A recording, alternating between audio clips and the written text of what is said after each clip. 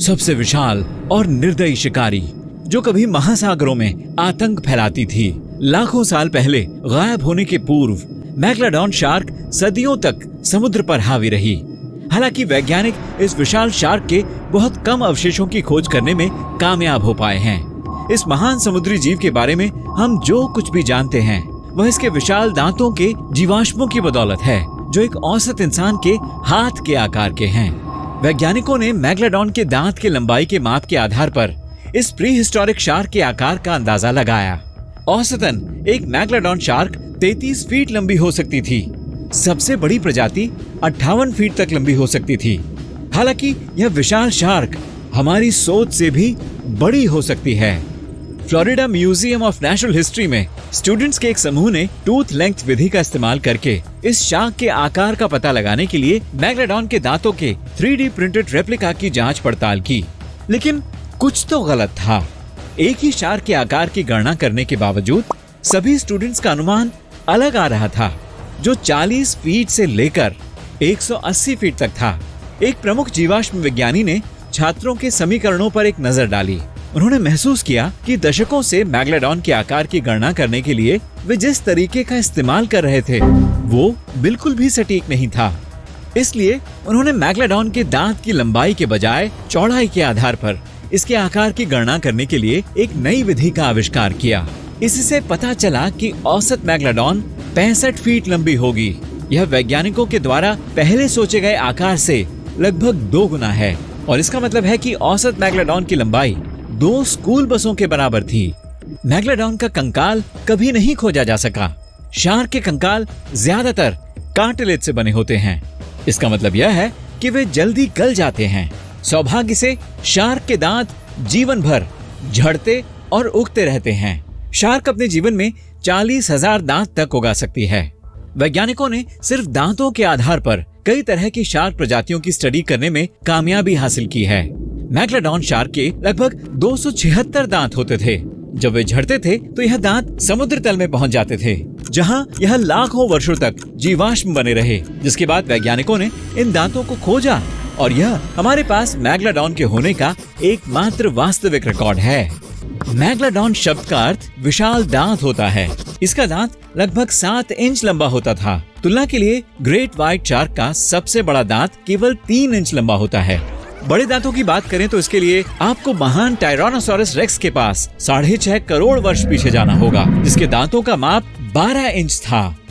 मैग्लाडॉन के दांत दुनिया भर में पाए गए हैं। इसका मतलब है कि अपने समय के दूसरे समुद्री जीवों के उलट मैग्लाडॉन अंतर महाद्वीपीय थी।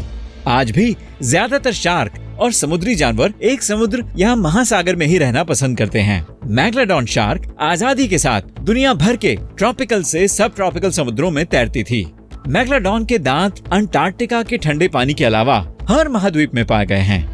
जब मैग्लाडॉन किसी फिल्म या टीवी शो में दिखाई जाती है तो इसे एक बड़ी ग्रेट व्हाइट शार्क की तरह चित्रित किया जाता है।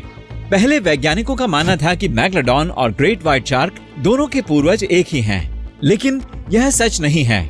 असल में इस बात की उम्मीद ज्यादा है कि मैग्लाडॉन ग्रेट व्हाइट शार्क के पूर्वज चौड़े दांतों वाली माको शार्क की कट्टर दुश्मन थी। इसका मतलब है कि मैग्लाडॉन बिल्कुल भी ग्रेट व्हाइट की तरह नहीं दिखती।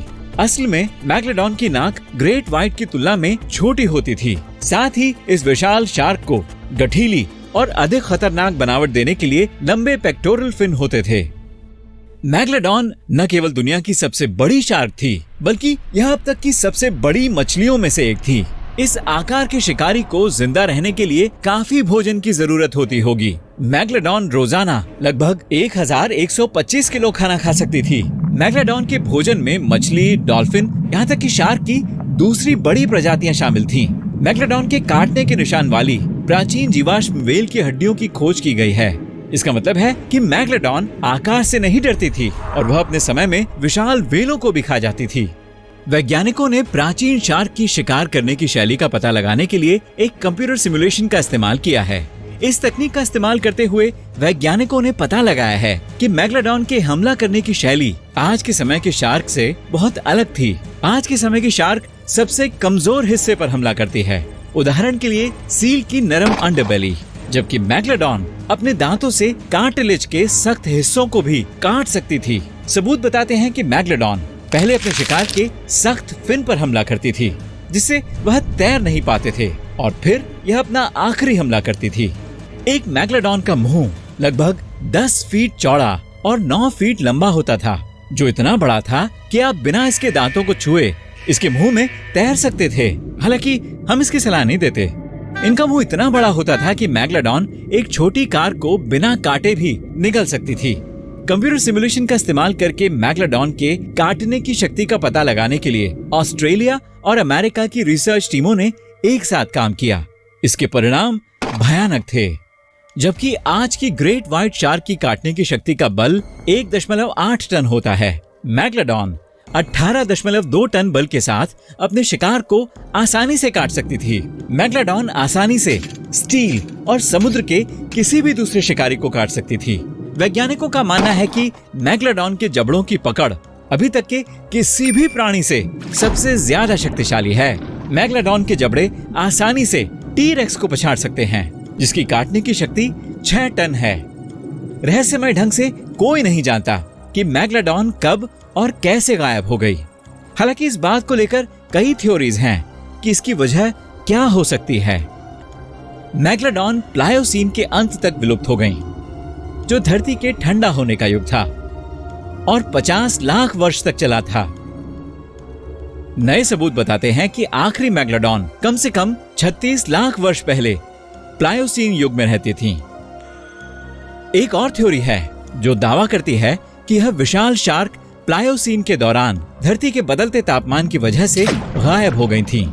जैसे जैसे धरती ठंडी होती गई, दुनिया के महासागरों के ट्रॉपिकल पानी का तापमान ठंडा होता गया। वैज्ञानिकों का मानना है कि इससे सभी बड़े समुद्री जानवरों में से 1/3 गायब हो गए, जिसका अर्थ है कि मैग्लोडॉन के भोजन के स्रोत काफी कम हो गए। भोजन के लिए बहुत अधिक शिकार के बिना मैग्लोडॉन गायब हो गईं। मैग्लोडॉन शार्क अपने बच्चों को किनारे के पास के पानी में जन्म देती थीं। उथला तटीय जल नवजात शार्क के लिए एक आदर्श नर्सरी प्रदान करता था, जो उन्हें खुले पानी में छिपे शिकारियों से दूर रखता था। जैसे ही पृथ्वी के ध्रुवों के चारों ओर बर्फ का निर्माण हुआ और समुद्र का स्तर गिर गया, बच्चों को जन्म देने के लिए पपिंग ग्राउंड बर्बाद हो गए। मैग्लोडॉन के बच्चों के पास गहरे समुद्र के पानी में तैरने के अलावा कोई दूसरा रास्ता नहीं था, जिससे वह खतरनाक शिकारियों की चपेट में आने लगे। एक नई थ्योरी बताती है कि सुपरनोवा एक्सप्लोजन नाम का तारे का विस्फोट मैग्लोडॉन के गायब होने के लिए जिम्मेदार हो सकता है। लगभग 26 लाख वर्ष पहले पृथ्वी से 150 प्रकाश वर्ष दूर एक सुपरनोवा प्री हिस्टोरिक आकाश में जगमगाने लगा और महीनों तक वहीं रहा। सुपरनोवा के ठंडे पड़ने के कुछ 100 साल बाद इस तारे के विस्फोट से कॉस्मिक एनर्जी के कण पृथ्वी पर गिर गए। ऊर्जा के कणों में खतरनाक मात्रा में रेडिएशन था। रिसर्चर्स का मानना है कि यह रेडिएशन मैग्लोडॉन सहित कई समुद्री जानवरों के बड़े पैमाने पर गायब होने की वजह हो सकता है। कणों की रेडिएशन सैकड़ों गज नीचे समुद्र में फैल गई। यह छोटे जीवों की तुलना में बड़े जीवों के लिए ज्यादा खतरनाक थी। जीव जितना बड़ा होगा उतना ही ज्यादा रेडिएशन अब्सॉर्ब करेगा।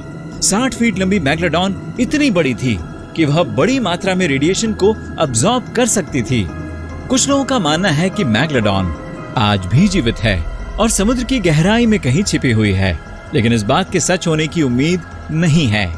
मैग्लोडॉन एक गर्म पानी की प्रजाति है, जिसका अर्थ है कि वे गहरे समुद्र के ठंडे पानी में जीवित नहीं रह सकती। मैग्लोडॉन के ज्यादातर शिकार उथले पानी में रहते थे, यानी मैग्लोडॉन के लिए गहरे समुद्र के स्तर पर भोजन की काफी कमी होगी। सीधे शब्दों में कहें तो अगर मैग्लोडॉन जितना बड़ा कोई जानवर आज भी जीवित होता तो हम उसे अब तक देख चुके होते।